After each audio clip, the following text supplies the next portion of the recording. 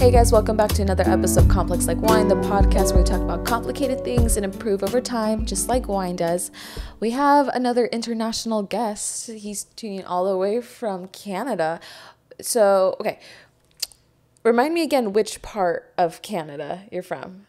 That's cool. I never thought of myself as international, first off, so I'm like excited that you said that. Canada. I'm in Ontario, so Northern Ontario. It's like I would say the closest major center would be Toronto, Toronto. and I'm about 400, oh God, miles. Okay, 200 miles north of there. Yeah, okay. Small town, not too big, and it's yeah, it's nice. Lots of lakes. But yeah, guys, welcome Joel to the podcast. So, Joel and I connected, and I'm actually really excited for this conversation because one of the things that Joel and I want to talk about was so he's a single father, he has a daughter, and then I grew up with a single father. So I think it's just gonna be interesting to kind of go on that from like as a parent perspective and as a child perspective on that. And then there's a few other things we wanted to talk about as well. But yeah, I'll let you introduce yourself and take it from there. Hi, so my name is Joel. Yeah, like as our lovely host mentioned, I am a single father to a daughter and a teenage son. It's been an interesting roller coaster learning how to be a parent, I guess, because I kind of wasn't a parent for a little bit. I had lost a bit of my life to addiction, and I do work full time, kind of in environmental protection stuff. And yeah, like one of the things, I guess man, having a daughter's taught me so much because I think I grew up in kind of a definitely a male focused home and, was kind of a bro for a lot of my life. And I got checked. I got checked hard time. So it's kind of funny. So it's good. It's a good thing for me. And it's, I think it's going okay. We're all alive. That's what matters. Everyone's alive. Everyone's okay. Yeah, absolutely. And girls are different. That's all I can say. Yeah, it's interesting because I'm the only female in my household. It's just my dad, brother, and I.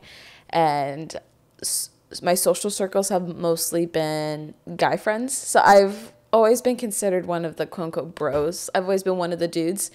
And I've always had a hard time relating to females just because I wasn't used to that and I wasn't brought up that way. And then there was definitely some kind of like female trauma I was carrying from my relationship with my mother, which I've been able to process that. But it's interesting when I see my dad talk about my brother and I, and he's always emphasizing that, yeah, the way he has to raise him and I, although he's really good at not being like quote unquote sexist or anything, he has to acknowledge like there is a difference. That was the thing, man. I argued for a long time. Like I used to really think like it was like I truly like, I mean, it's kind of embarrassing to go back on myself, but like I think I thought of it as more of like, oh, like a wage gap because like, oh, like the women I know in my life, they all make good money. So therefore, like this is just kind of whining and complaining. That's how I used to think when I was, I guess, able to live in this kind of male focused bubble of kind of we create our own world. And definitely I see it now having a daughter, like things like going to get your hair cut. I can go with me and my son and walk out there and spend like $45. And with her, and it doesn't take that much longer. Like I'm spending $70, $80 and I'm walking out of there and they're trying to upsell you on like 20 other things and close. The list just goes on. It's complicated. It's expensive. And like, I'm also as a man, I'm in the room when women aren't there and I hear how other men talk. And I'm telling you, like I've said this for a while, but like, man, we're not there yet. We're not even like, we're as far as like you see things on social media or whatever, like talking about equality and all that stuff. And yeah, like that's the thing. We're not nearly as, I guess, far along that road, I don't think, as we'd like to pretend we are. Yeah, I don't know where to go with that.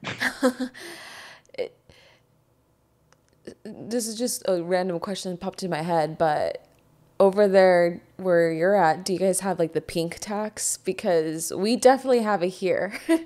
So, like, I mean, yeah, I don't think Canada's put it into their legal framework on paper, but yeah, no, 100% it exists here. I'm trying to think of some stuff that's, oh, here's one thing, for example, like people have been fighting for years is the like feminine hygiene products, like tampons, like maxi pads, but I don't know what you're supposed to call them. Yeah, yeah, yeah. And like it's not accessible to everybody. If, like if you're poor and that's been the thing, like saying that's an expense that women have to pay out every month. People have been trying to make it like a health product publicly available. Like some countries do, but we're not there. And it's definitely like I want to give you an example. Bathing suit.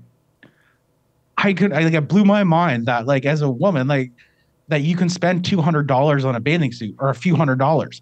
And like that is something like you just don't have the option of going to Walmart and buying, a $20 bathing suit. And yeah, like everything's expensive. And then girls on girl violence. No, that's not it. Girl on girl, like when you don't do something too, that exists. I see as well, where the girls will jump on other girls. I see with my daughter sometimes, like, I want to say, like,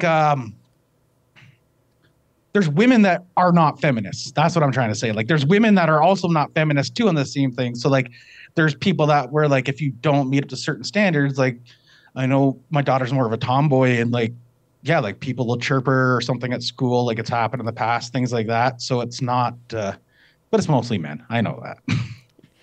It it is interesting because I was definitely a tomboy growing up, 100%, and yeah, and I think that's why I always had a hard time relating to girls because I didn't fit in and would get bullied for it, and it. Thank God for my dad because he was always very supportive and just reassured me of like, hey, like screw what the other girls think, do be who you are. Um, how how has it been? So, because like I know you said your daughter's 13, correct? Yeah, tomorrow she turns 13. Oh, happy early birthday to her. Yeah, that'll be interesting. Yeah. So, she's now like a preteen, teenager, going all that, and then you have your son. Like, how has it been now as your daughter's entering this stage of her life when it's probably one of the most complex times of a girl's life? Yeah, complex is a good word. Oh man. Uh, I guess the first shocker is like, yeah, puberty hits girls a lot harder than it does dudes. Like, really comes in strong and like it causes. I can at least say from my own experience, like it seems to cause a lot more. Like the physical changes are one thing, but like also your like the amount of. Well, you're not supposed to say hormones, but like hormone, it is a thing. The doctor explained it to me like she at that age, like so much is changing all at once that that's where like a lot of kind of mental distress comes from. And like that's definitely she struggles with that for sure. And the issues as well. So like she kind of comes to me and talks about it's like female health issues and stuff. And I got no answers for her. I mean, luckily I go to family and stuff like that can help, but it completely different. And my son, he would be more of like, yeah, like kind of, I want to say quiet is the word. He's happy with his video games. Definitely more simple. Not that he doesn't do stupid teenage shit. Like we were just in a big argument about him messing up my workspace. Like he does all that kind of stuff.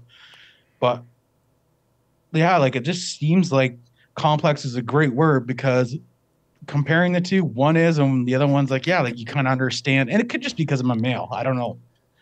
But it's definitely interesting.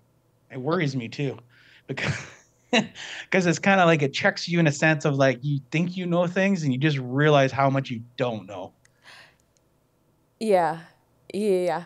I got pretty lucky with my dad because he was raised by a single mom, so my grandma was mom and dad to him. And so that helped him be put on the mom hat easier for me. Just because like when it came to like puberty or talking about boys or just anything, him and I've always thankfully have always had a very open dialogue about that. But I can definitely tell there's times where it can be hard on him and then it's hard on me. Like I'm gonna be TMI with the listeners, but like the first time I got my period, I had to go to him and be like, I think this is happening now. Like, ooh, okay, what do I do? And thankfully I knew what to do, but I remember his face being like, shit, okay, like do you have everything you need? Like, okay, do we have a code red situation? Like, and it, it's like, it's just, I can imagine for you, and then I can imagine for him where, you know, one, being a single parent is hard enough, but then when, especially as a father to now a teenage daughter, you're having to not just be a dad, but have to put a different hat on and just kind of step back and just listen and understand what's going on through your daughter's perspective in her mind. I'm sure it can be kind of challenging sometimes. Yeah, like oh man, it's definitely challenging. Like I just things like I didn't know. I was buying like the wrong type of uh there's all different kinds of like tampons and maxi pads, and they have like different features. Like some got really good wings, some are like premium, heavy flow, light flow, whatever kind of flow, right? And I don't know. But until like I don't know, it was my mom or somebody like pointed out like, hey, like you can't be buying these kind because they don't do X, Y, and Z. And I'm like, man, like I felt really bad because like because then she doesn't know. There's no way for her to know that that's not the right one, and so she just assumes that I maybe knew, and like things like that. Definitely like where I'm not providing like that same level of care that I guess a female could for sure. And like I see how the like she's pretty good about telling me what she needs. So like we work on a lot of that with her. Like we both do therapy. It helps me learn with her, like to kind of what she needs. But she's good about letting me know now. Like I don't think to buy like I'll buy like shaving cream, some shampoo, and whatever body washes on sale, right? Like that's my brain. So she's pretty good about letting me know, but I still struggle because there's like called shower intimidation. I go like if I go to a woman's house and you see all these like products in their shower or in their bathroom, right? It's just full of like different things, and I'm like, fuck, like I don't have these things for her, and she doesn't know about them, and I'm like, what do I do? Like so I know that there's still a lot that's missing because we're disconnected in the sense like I'm trying my best, but yeah, like there's something. My bathroom sucks, man, compared to that. But there is some stuff. Don't get me wrong. It's just not enough. I don't have like a shower full of half empty shampoo bottles and like, miss some makeup that was on sale from like 3 years ago. So yeah. I'm chuckling so hard because like everything you're saying, that's definitely been like with my experience with my dad. What's on sale, like my dad's not at the point where it's like the 3-in-1 soap wash thing. He has his shampoo, his conditioner, his body wash, but it's funny. I think some of the parts where I had a hard time, especially going to high school, is I I didn't really know how to do my hair into braids or anything. I honestly didn't even know how to braid my own hair until high school or college, and how to like dress up certain ways. A big thing in high school I realized was, girls started doing their eyebrows, and I did not do my eyebrows because, I didn't think I needed to until I was getting bullied by girls, and coming home to my dad trying to like talk about these things. And even like my dad says it's not on his radar because as a man, like he doesn't think about that. So it's been interesting to see. And I think as an adult, the hardest things I experience with having just my father and not my mom is when I see girlfriends or just women with their moms and having that mom-daughter dynamic. And I don't have that. Like I don't have anyone to like rant about all the boy tea, to go shopping, to like talk about all this stuff. My dad's a little bit more in tune with the feminine, where him and I are on the same page when it comes to home decor, plants. Like him and I can go to a store and buy a bunch of stuff for the house. But when it comes to like certain things, it's still a little bit of like a missing piece. And it's just been interesting to see how that's affected me now as an adult, how things I can relate to with my girlfriends and things I don't relate to at all. Oh, I know that I see it 100% because like my daughter, she doesn't like to go shopping with me that much. I've embarrassed her too many times, I guess. But she like watching her all of a sudden, like my mom uh, coming over was like maybe last year or year before. And all of a sudden, I'm like, what? This kid like loves to go. She's doing all. They went out and got like pedicures and all this stuff. Again, never pops in my head, but like at the time, and it was so funny. Like I realized that disconnect because like she was like girl time, like 100%, just right into it. And I'm like, oh man, like there's something so like fundamentally different about like the way women interact with each other that's just different. And they like, yeah, I can't provide that to her in any sense because I'm like, I don't know, our brains work differently, I guess. And I definitely see too how there's um men social like I look at how me and my son socialize and like other men socialize too. And it's like there's not this we don't talk about the things. Like I'll even talk with like girls that are my friends or like dating or whatever, like things we'll talk about, right? It's so different than what you're going to talk about with your guy friends. And your guy friends, you talk about, some stupid YouTube video you've seen about some guy falling and hitting his face off a skateboard or whatever. Like, I don't know, usually. And I don't know, it's kind of, I want to say it's kind of sad. Like, it's somebody that had to go through like a lot of work to kind of develop like that emotional, I want to say intelligence compared to where I was. Like, it wasn't there. I had to develop. And that's like,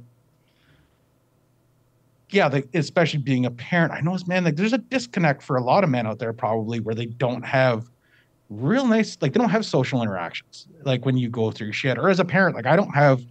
That's one thing that's like I tried to say to people before. It's like my friends, like are dudes, they're not lining up to go grocery shopping with me on Saturday at Walmart. You know what I mean? That's my life, right? Right. So it's different. We're different creatures, but it's really taught me how different we are. It's like just I can't force her to be one way or the other. She's her own person for sure. It's also been interesting to observe on my end because I think since my dad was raised up by my grandma, my dad, brother, and I were very open about, talking about everything, whether it's like stupid stuff we saw online or like really deep into personal things. And so for me, that's just always been my norm. But then with my male friends, they'll tell me that I'm their outlet for having those other type of conversations that they can't have with their guy friends. And it's like you said, it's really interesting, like how women interact with women versus how men interact with men. And well, next I want to go kind of into, like you brought up, being brought up in a more like male dominant like environment, and as a male not being able to talk about, mental health or wellness and everything. So I kind of want to get into that, like from your experience, how that's impacted you and how you would want to change that for maybe for your son or even with your daughter. Oh man. Well, I know like some things that I've had talks with my son that I didn't think I would have for sure. Um, like some of them probably aren't fair either. It's like whether it's like, and now that I think about it, it's like, that old like, hey, like watch out for your sister kind of thing. And maybe it should be saying it both ways. I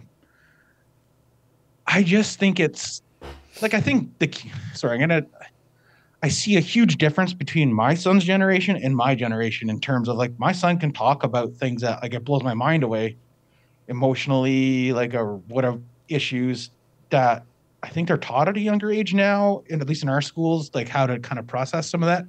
But it's still very much one thing I wish for like a lot of guys out there, and I don't think I found like this thing where like men can be supportive to other men or like emotional connections in terms of like friendships more than just talking about like the football game. I don't think I'd experienced that until I actually went to a rehab center for like alcohol addiction. I was like, whoa, like, and it was weird to all of a sudden change your relationship kind of like, oh, like, hey, like we can talk about like things on an emotional level instead of just saying like, oh, my wife's so stupid for doing this, saying like, hey, like, I was really hurt the other day when my wife did this and talking about all those things. But then when I came out of that bubble and it's like, no, like that's not how the real world is with men. And it's still, there's so much value in that connection I've seen that it's, I think I would like to see that for him for sure, that he's able somehow. Cause I don't want him to have to go to rehab to get that, but if he could just get it, like, I'm hoping that the kids he's hanging out with are good people and supportive, but I don't see that yet in our society. I hope it gets there. Yeah, I would say just in general, my generation, how old is your son? He'll be 16 soon, so he's 15 now. Okay, so yeah. So like maybe still a Gen Z or the one after Gen Z. I don't remember. I don't know what time the Gen Z's cut off, but like The premium plus. our generation's a lot more open about talking about these things, and I think this is where social media has some nice aspects because that information is out there and it's becoming more normalized to just talk about these things. But when I talk Oh yeah, for to, sure. yeah, when I talk to my dad or even my uncles, they definitely tell me that, their generation, your generation, like those things you don't talk about, like that's very hush hush. And so like I'm Hispanic, so there's also the cultural aspect into it as well. For Canadians, is there any like kind of cultural aspect where it's like mental health or anything, just in general, is a little more like hush hush, or Oh yeah, for sure. Well, this is one thing I'll like always say, like it upsets me sometimes about in Canada where we like to pretend a lot of issues don't exist. So like everyone's like, oh, like the nice friendly Canadians, like that's a thing, and it's like, well, yeah, like that's an appearance. That's the appearance that we put on, but it's like we have like a lot of systematic racism issues. There's a lot of issues around like that seems where a lot of issues come from, like lack of social supports and things for different like groups. Like we have a lot of great things, but culturally, like we don't seem to air out our problems. And so like we don't talk about things. So like we kind of like keep them under the rug. That's very much, I want to say it's like an old Catholic kind of like way of living, like an Irish Catholic thing. But like things, yeah, definitely keeping our dirty laundry hidden is a very Canadian thing. And like we don't air it out publicly, but it also in our relationships. So like I've noticed people don't talk bluntly. Like I've been dating someone that's actually Latin, and it's funny learning that lesson too. Like they say shit, and Latin people, right? Like very different than Canadian in the sense that like something's wrong, they say it. They tell you like, hey, you did this. This is stupid. Don't do it again. That's kind of, and I can relate to that because I'm pretty blunt in my real life, but I get kind of like, um, yeah, like people kind of I think roll their eyes at it a lot because like I'm not one to like kind of sneak around something. I'll just see it like it is, and I don't know. I just think culturally too, like with our kids, we tend to be because of that really soft on them, and I see my kids' generation like I worry how kind of like they we seem to focus more on like taking any adversarial relationships or any adverse events and protecting them from it. That's kind of, I think, I don't know if that's just a Canadian thing, but it seems like that was the route we've taken. And like like my daughter's case, for example, when she's like having some issues, like they're more than happy to send a teacher to the home to work with the kid as opposed to like working through issues and know you're going to school. So I think it makes people kind of as parents, like I think we might have raised a pretty soft generation. And not that I worry for them. I think they'll be okay. They're just gonna, like I've already said to people, like my kid's life is so different than mine. I can't relate one way or the other. mm-hmm. Like if I look at my grandparents or even my parents, like yeah, we had different childhoods, but we kind of had the same thing, I guess. Like there was no internet when I was a kid, really, or at least not where I lived. I didn't live in a town. I lived in a really rural community. Like you had to order clothes in by mail, and it. Yeah, I don't know where it's going with that, but like, yeah, yeah, it's a very different. Like, yeah, if I look at my kids, sorry, I know I'm just kind of going on, but if I look at my kids, they're so different the way they're growing up than when I'm growing up. Mm-hmm. It's hard to make comparisons. Right. Yeah. kind of want to go into now, you mentioned, with alcoholism and everything. For people listening to the podcast, I have tea, and you have like a energy drink or soda. Diet Pepsi. Diet Pepsi, yeah, Am I allowed to say that? It's like I don't know the rules, man. I'll get like sued or something. We yeah. don't want fat people drinking Diet Pepsi.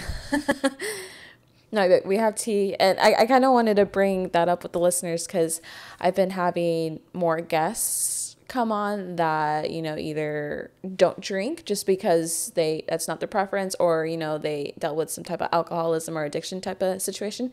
So just kind of wanted to emphasize with listeners that, just because the podcast is called Complex Like Wine doesn't mean wine is like an absolute thing that has to happen. It's just kind of how this came about.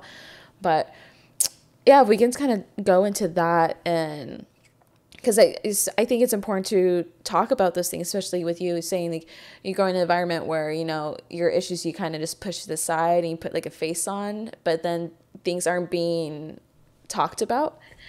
Yeah, for sure. Like if I go back to like right to child, I didn't even get this is a funny rant, but like I didn't know I had childhood issues until like probably a couple within the last few years. Like I always thought like, oh, that's just something you see on TV, people saying, oh, like some of the behaviors I have now as an adult, like it's like, oh, I'm trying to, really what I'm saying is like you're trying to find like, oh, your parents didn't love you. I'm like, oh, that's so stupid. But now I get it. Like that kind of stuff. There is keys or links. And yeah, like I grew up in I wouldn't say it was like a weird family or anything. It was probably normal for the time where I lived, that like you just didn't talk about shit. Like I remember being probably my son's age and like a friend had passed away and I was like really upset. And like I was like crying and stuff, and I got in trouble for it. Like I literally remember that to a T, and like I was like getting in trouble for like having an emotion. And the answer to it was like, go, like I was doing a paper out as a kid, like we're delivering flyers and like, shut the waterworks off and get the fucking work. You got papers to deliver. And that sums it up, right? That's just how you're taught to deal with things and you learned.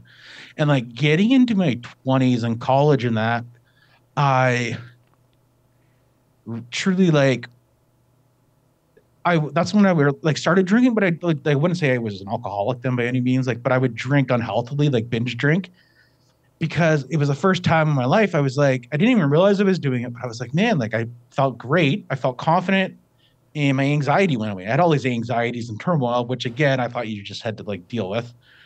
Uh, so I developed that link, that unhealthy link with alcohol pretty early on, like, my late teens, early 20s, that I knew it just made me feel better. It wasn't something that tasted good. It was something that was a door to, for me being shy, whether it was a door to meeting women, to socializing easier, to, because I find it social, like it's sober, it's not as easy to socialize by any means. And to do all those things, like alcohol became like they say call a social lubricant or whatever. So like I learned to go to parties. Parties always involved alcohol. But this is something like you don't tell yourself, and I can look at it back now and say like, no, they don't. I chose parties that involved alcohol. Mm-hmm. So I didn't, that was just what I chose. I just didn't know I was choosing it.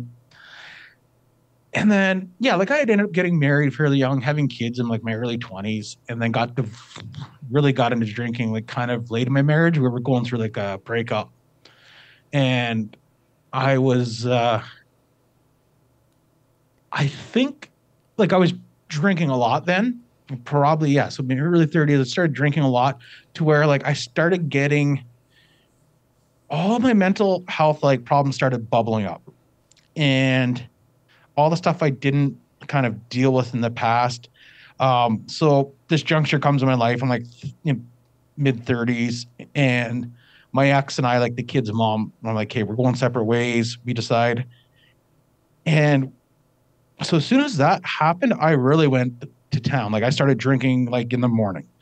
I went off work. Like I just didn't do anything but drink kind of for a few years. And like I would get the shakes, like that whole thing, like, it was bad. It was really bad. Luckily I had a job that like I was able to go in because I had like an insurance plan and say like, man, like my life At the time, I didn't know why it was falling apart. I thought I just like all of a sudden developed a drinking addiction. Like, you know what I mean? Like Mm-hmm. in my mind, it was sudden. It was not sudden. And so I go out sick. And then that's when I start therapy and rehab, right? And I start realizing like, so like after I got divorced, that was kind of like the catalyst of like, I didn't just have to deal with like that was like one thing. You're going through a stressful like divorce. You're essentially starting over again, right? Mm-hmm. But that was like it took the lid off of that stuff that I had buried inside me for like 30 years. And then that I like literally fucking lost my mind. And I was just drinking like crazy. I went off work, partying all the time, and like completely non-functional alcoholic. Like people would come and kind of, my friends would come and like, they'd be looking at my fridge to make sure like I ate. Family doesn't want to talk to me. Luckily, I wasn't out. The only thing, like, I had a really sad alcoholic story. Like I was an idiot. Don't get me wrong. I was an asshole to a lot of people, but I didn't get myself in trouble, thank God, because I was like a cry in my basement alone, kind of drunk by the end of it. Mm-hmm. And like just sit down there to like, you drink yourself to being suicidal almost. And it was like,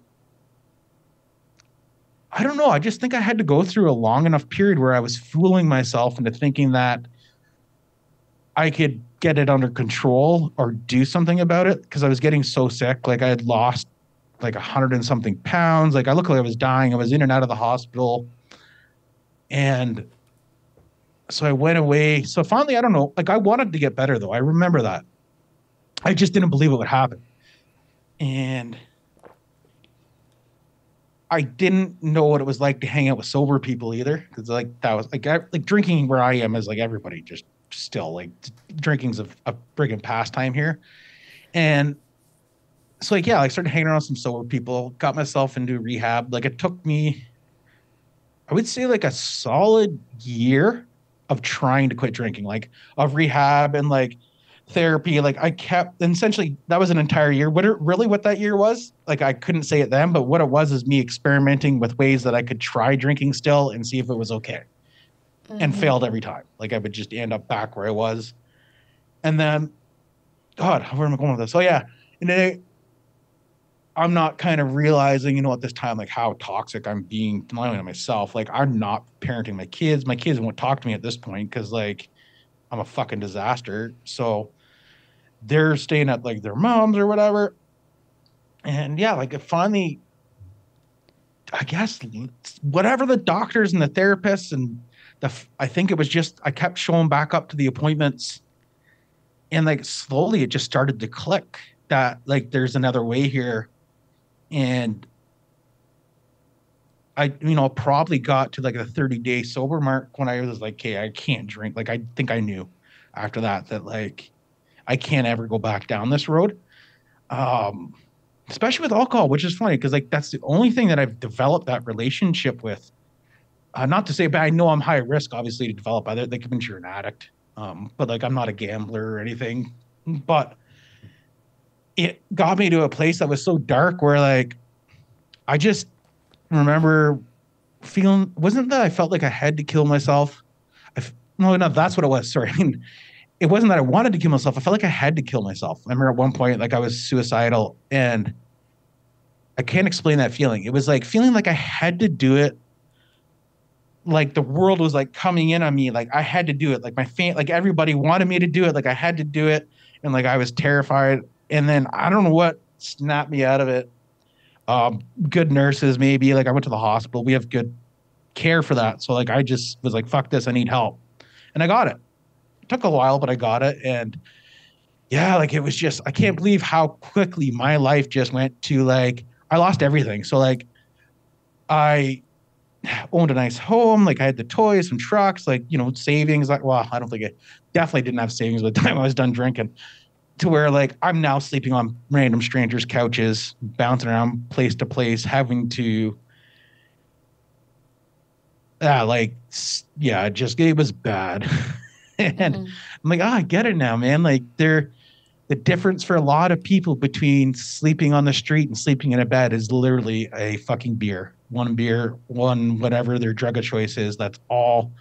Like you see that homeless guy walking down the street, like that could literally be anybody with one wrong decision and you're there. And I got that. I didn't realize it when I was in it, but now I'm like, holy fuck, man. Like I was like fucking homeless and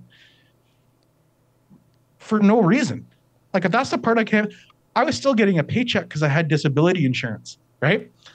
And I remember thinking that like just because like I was like, well, I don't need to get a house. I need booze.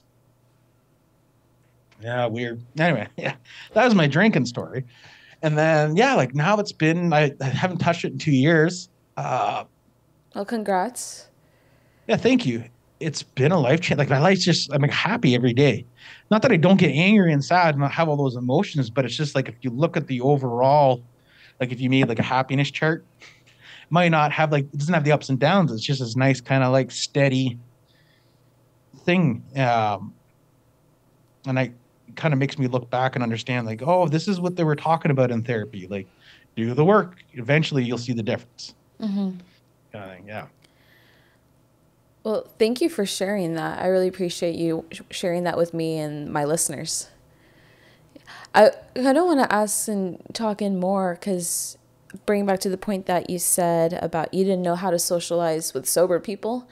And how was that for your mental health? Because, you know, if you're dealing with anxiety and you use alcohol to kind of loosen up, get rid of the social anxiety and whatever that may be, to now having to socialize with sober people, how was that? Oh man, it's weird. Honestly, I think the pandemic killed a lot of socialization. I don't know if what it's like in the States. Oh, I guess I'll comment on that because we got stuck in a much longer lockdown here than most places in Canada. And the one thing I think it broke a lot of people. People don't socialize. Like I look around to my friends that would like, there would be parties, whether it was like the drinking friends I'm talking about, but like there were parties and things going on constantly. And now it's like people don't socialize as much. The one thing I notice is it drains me because I used to think that like, oh, I'm supposed to be a really social guy because everyone's like, you're really good at talking to people, like that kind of thing. And I didn't understand, but I'm like, I find it exhausting when I have to go out like to a crowd or like things like, so it's like, I like it in small places. So that's kind of what I do. It's like, I try to just kind of take it in small doses. I'll go to things like going for coffee with like a friend, or sometimes I'll go to friends for dinner. I just changed how I socialized, and it sounds like it's way more boring. Well, it probably is. It's like if you looked at what I used to do, partying it up, like yeah, like that's fucking exciting, but you're almost dying all the time. Like, at what cost? Yeah, exactly, right. So yeah, like it's definitely different, and I don't know. I still think I'm learning. I truly feel like that. Like I'm still kind of learning. Like me doing the podcast that I'm doing, literally, was because I feel like I had to put myself out there because I was being too like internalized and not socializing enough. And I'm like, oh, I can start podcasting or whatever. But I don't know. It's difficult. That's all I say. And I'm still navigating. I'm still figuring out what activities are healthy for me and not healthy. So yeah, it's unfortunate it's changed because like my interests have changed without drinking, but some of the activities I used to love doing, I just can't do anymore. I'm trying to think of some of them. Like, oh, I used to love sitting on like going to a restaurant and sitting on a patio. No, it seems like a small thing, but like now I find for some reason I can't like it. I don't know what it is. It's not even that I crave alcohol. It just makes me sad that it's like, oh, because I used to love sitting on a restaurant patio, having a cold beer in the sun. Like I just felt so, you know what I mean? So it's like, Yeah. that's a hard one. I got to go sit inside with the regulars. Right, yeah. It's like having the environments I used to be in where alcohol is present and now having to take yourself just out of the environment completely. Yeah, yeah, for sure. And I mean, it's family wise. I'm not going to lie. It's pretty awkward because my family drinks a lot. So like, there's been quite a few times where like there'll be family get togethers. Like, oh, we don't know if we should invite you because like, it's going to be like they have drinking weekends. Like that's the Mm-hmm. best way to explain it. Mm-hmm. They would everyone gets together camping for a weekend and like literally shit faced from 7 a.m. to. So it's hard to find. I have to find places and times, I guess, more where I can kind of fit into that. Mm-hmm. Yeah, it's just different. Yeah. I was curious also to learn more. You said you had about the year of where you were experimenting ways where you could still try to fit alcohol into your life and then realizing that you just couldn't. How, yeah, can you get more into like that process and mentally how it got to the place where you realize like this, it just can't go there anymore? Oh yeah, yeah, for sure. So okay, so like I came out of oh yeah, that's kind of funny. Funny timing. I literally came out of I remember like the second last day or the last day I went to a residential treatment. So like I stayed there for like 2.5 months or 2 months. And again, I'm so thankful for it. And like I'm so privileged that I was able to go because most Canadians are not able to if you don't have coverage. And they told me leaving, they're like, whatever you do, like you have to stay connected and don't isolate yourself. And like literally I knew I was going to drink leaving rehab because I was like, these guys don't know what they're talking about. I'll just do it sometimes because now I'm mentally healthy, right? All right. Anyhow, I so I come right out. I started drinking, like literally the day I got out of rehab. And it was funny to look back at now. Like I feel sick to my stomach thinking like what an idiot I was, but like I deep down inside that was going to happen. And yeah, so within like a couple days, obviously my friends and family are pissed at me, and I'm like, it goes into lockdown, and then all of a sudden, it makes it a lot easier for me to just kind of go down that road, like and I use it as an excuse, 100%. Like, well, the world's going to hell, so I might as well drink, right? And but I don't know what started happening to me physically. I would start getting a lot sicker than I used to when I would take breaks from alcohol. I think I understand it now. It's because like I was putting my body through, like I'd go drink my face off for 2 weeks and then get sober for 2 weeks and then fool myself that I was sober for 2 weeks because like I knew what I was doing. I would be like, see, I got it under control and take that and use it to justify like I knew. But what was really happening is like I would just run out of money at the end of 2 weeks, or I would do something that I'm like, hey, I gotta like slow down. And I was going through that, and that cycle kind of continued. Like my life was just getting worse every week. Like I was living in hotel to hotel. And like I don't know how I started dating somebody. It blows my mind. Yeah. Believe it or not, I was dating somebody, and like I was an asshole. Don't get I was This isn't gonna be one of those stories where like, oh, this person did this. No, like I was just a dickhead. Like I was a drunk. And this person, became somebody that were okay with me drinking. So this is, from my perspective, this is cool. So I did that for a little bit, but it was literally like everything that I'm not saying led me to drink. When I really went off the rails with drinking, sorry, it happened like during a really stressful time in my life. And then it's funny because then another really stressful time happened. Essentially, out of nowhere, like I was having like I said, sober periods. So like I was still a mess, but I was not as much of a mess. But all of a sudden, I remember my son like called me out of the blue, and my kids wanted to start seeing me again. And I was like, fuck, this is cool. So my son, all of a sudden, I started spending like weekends. My son was coming over a few years ago. And um, actually, just so I can explain the relationship with my kids before that, like I was a really close with my kids. And for like a year and a half, 2 years, like when I was gone, I didn't see them. So like that killed me inside. But I also knew like I was fucking gone. And so yeah, like so my son, we started hanging out, and then after my son, like then my daughter starts talking to me, and she wants to. So I'm like, slowly, it just kind of was like, holy fuck! I think that lit a little bit of like, for the first time, I saw a light at the end of the tunnel, and the girl that I was dating at the time too, like right at the same time, uh, she finds out that she has like stage 4 ovarian cancer, and so she's passed away since. So like it was just like fucking wake up call like that. And she was smart, thank God. She was smart enough to see the writing on the wall. She's like, I can't deal with this fucking guy. Like she, that was the end of her relationship too, which was honestly for the best.